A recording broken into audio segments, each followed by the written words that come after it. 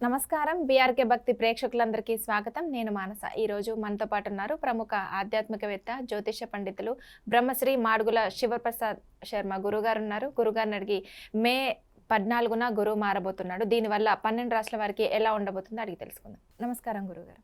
ఆశీర్వచనం తల్లి. గురుగారు, మే 14న గురువు మారబోతున్నాడు. దీనివల్ల సింహరాశి వారికి ఎలా ఉండబోతుంది? ఎలాంటి పరిహారం చేసుకుంటే మెరుగైన ఫలితాలు ఉంటాయి? శ్రీ మహాగణాధిపతయ నమః.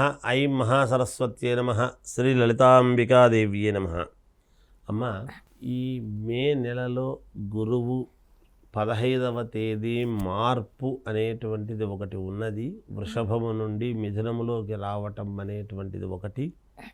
అలాగే 18వ తారీఖు మీనములో ఉండేటువంటి రాహువు కుంభములోకి, అలాగే కన్యలో ఉండేటువంటి రాహువు సింహములోకి రావటం అనేటువంటిది జరుగుతూ ఉన్నది. వీటి యొక్క ఫలితాల వలన సింహరాశి వాళ్లకు ఎలా ఉండబోతుంది అంటే, సింహరాశి వాళ్లకు చాలా మంచి అద్భుతమైనటువంటి యోగాలు కలగబోతున్నాయి. ఒకటి రెండు ఏవో చిన్న చిన్నవి అడ్డంకులు కూడా ఉంటాయి, కానీ వాటికంటే కూడా ఎక్కువగా యోగాలు అనేటువంటివి మనం మాట్లాడుకుందాం. అడ్డంకులు ఎవరికైనా ఉంటాయి, అది కాదు. సింహంలోకి కేతువు రావటం వలన ఏమిటి అనేటువంటిది ఒక్కసారి మనం మననం చేసుకున్నట్టయితే, వీళ్లకు ఇంతవరకు పడుతూ ఉండేటువంటి ఇబ్బందులు మోక్షదాయకముగా అనుకూలించటము ఇప్పుడు పరిష్కార మార్గం వైపు వెళతాయి.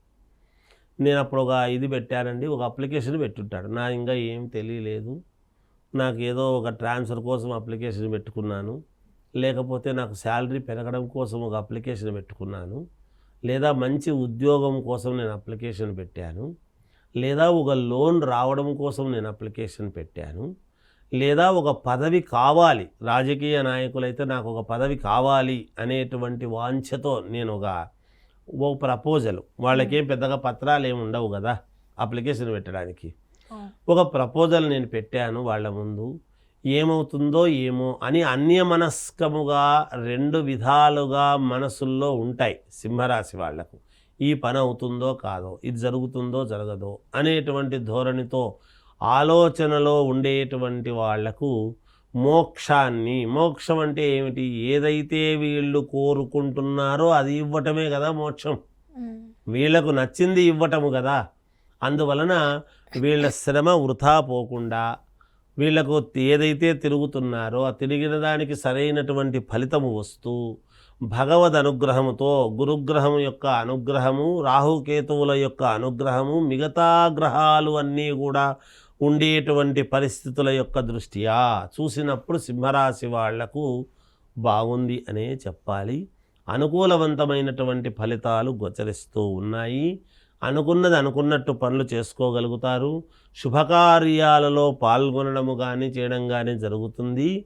అందరూ వ్యతిరేకించినటువంటి వాళ్ళు ఒకప్పుడు సరేలే, మళ్ళీ వీళ్ళను సరే నీదే కరెక్టు అనేటువంటి భావనలో రావటము, అందరినీ కలుపుకొని పోయేటువంటి విధానముతో వీళ్ళు కూడా ఉండటము, ఎక్కడైనా వీళ్ళదే ప్రధానముగా, ఎక్కడ ఉండినా వీళ్ళదే ముందు, వీళ్ళదే వీళ్ళ కింద మిగతా వాళ్ళందరూ ఉన్నట్టుగా ఉండటము, వీళ్ళ పై వాళ్ళతో కూడా వీడికి చెప్తే పని అయిపోతుందిలే అనేటువంటి భావనతో వీళ్ళు అలా ఉండటము, ఇవన్నీ కూడా జరుగుతాయి. మీకు అనుకూలవంతముగా ఉన్నది. కొన్ని చిన్న చిన్న ఇబ్బందులు అనేటువంటివి ఎదురైనప్పటికీ వాటి నుంచి అవి తప్పించుకొని పక్కకు పెట్టేసి ముందుకు వెళ్ళటం అనేటువంటిది యోగదాయకమైనటువంటి విషయముగా మనము భావించాలి. కనుక సింహరాశి వాళ్లకు చాలా అనుకూలముగానే ఉన్నది, ఇబ్బంది ఏమీ లేదు. మనము శాస్త్రంలో మిశ్రమ ఫలితాలు అంటాం, ఎందుకంటే కొన్ని బాగాలేదు కొన్ని బాగున్నప్పుడు మిశ్రమ ఫలితాలు అంటాం. అలా మిశ్రమ ఫలితాలుగా ఉన్నప్పటికీ కూడా యోగాలే ఎక్కువగా గోచరిస్తూ ఉన్నాయి. కాబట్టి వీళ్ళ పనులు ఇంతవరకు గతములో పెట్టుకున్నటువంటివి కానీ, ఆలోచనలు చేసినటువంటివి కానీ ఇప్పుడు వీళ్ళకన్నీ కూడా సఫలీకృతం. మనం ఎప్పుడో మన వాళ్ళు చెట్టు వేసారు అంటే ఇప్పుడు పళ్ళు కాస్తున్నాయంటే మనం తినడానికి రెడీగా ఉన్నామనేది దాని అర్థం. అలా తినడానికి అనుకూలముగా ఇప్పుడు మోక్షదాయకుడు ఇస్తాడు అనేటువంటిది దీని యొక్క ఆంతర్యము. అన్ని రకాల బాగుంది. ఉద్యోగస్తులకు బాగుంది, లోన్లు పెట్టుకున్నటువంటి వాళ్లకు లోన్లు వస్తాయి. ఏదైనా కొత్తగా ఉద్యోగాలు కావాలనుకునేటువంటి వాళ్ళకు ఉద్యోగాలు వస్తాయి. వీళ్ళ శ్రమకు తగినటువంటి ఫలితము వీళ్ళు పొందబోతున్నారు అనేటువంటిది సుస్పష్టముగా చెప్పవచ్చును. ఓకే, ఇంకా మెరుగైన ఫలితాల కోసం ఎలాంటి పరిహారం చేసుకోవాలి గురుగారు? వీళ్ళు సింహరాశి వాళ్ళు మెరుగైనటువంటి ఫలితాలు బాగా సాధించాలి, మాకు మేలు జరగాలి అని కనుక వీళ్ళు అనుకున్నట్టయితే వీళ్ళు చేయాల్సినటువంటిది ఏమిటి అంటే ఉదయాన్నే లేచి సూర్య నమస్కారం అనేటువంటిది ఒకటి చేస్తూ గోధుమలు గనక మామూలుగా ఆదివారము నాడు గనక గోధుమలు వీళ్ళు కొంచెము దానము చేసినారు అంటే 1.25 కిలో వీళ్ళకు చాలా మెరుగైనటువంటి ఫలితాలు సాధించుకోవచ్చు అనేటువంటిది ఉన్నది. ఇది దాని యొక్క ఆంతర్యం. ఓకే గురుగారు, చాలా చక్కటి వివరణ అందించారు. సింహరాశి వారి గురించి, వాళ్ళు చేసుకోవాల్సిన పరిహారం గురించి చాలా చక్కటి వివరణ గురుగారు. ధన్యవాదాలు. జయోస్తు.